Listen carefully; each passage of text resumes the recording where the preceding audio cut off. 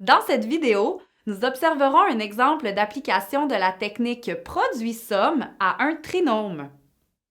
Factorisons le polynôme 12x exposant 2 moins 29x plus 15. Identifions d'abord correctement les valeurs de A, B et C dans notre trinôme.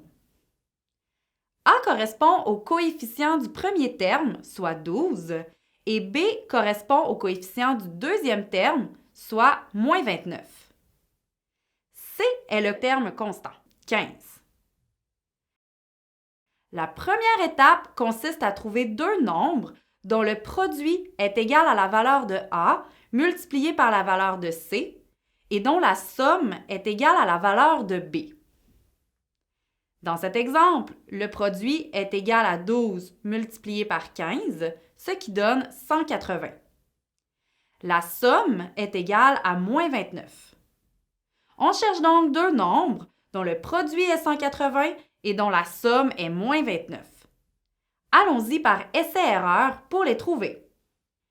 Comme le produit est positif, les deux nombres que nous cherchons devront avoir le même signe. Prenons deux nombres positifs. 2 multiplié par 90 donne 180, mais 2 plus 90 donne 92. La somme n'est pas celle recherchée. Quand on y pense, il est certain que la somme de deux nombres positifs sera positive. Par contre, l'objectif ici est de trouver deux nombres dont la somme est négative. Cela sera possible seulement avec deux nombres négatifs. Essayons en multipliant moins 2 par moins 90. Le résultat donne 180, mais moins 2 plus moins 90 donne moins 92, ce qui n'est pas la somme recherchée. Essayons encore. Moins 3 multiplié par moins 60 donne 180, mais moins 3 plus moins 60 donne moins 63. On continue.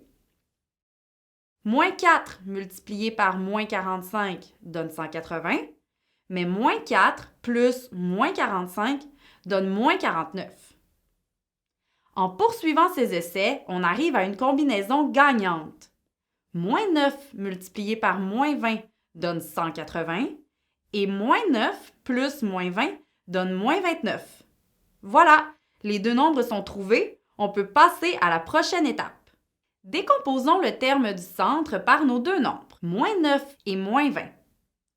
Le terme moins 29x devient alors moins 9x moins 20x. Effectuons maintenant la mise en évidence double au nouveau polynôme obtenu. Pour les deux premiers termes, on met en évidence 3x et il nous reste 4x moins 3. Pour les deux derniers termes, on met en évidence moins 5 et il nous reste 4x moins 3. Le résultat final de la factorisation est donc 4x moins 3 multiplié par 3x moins 5.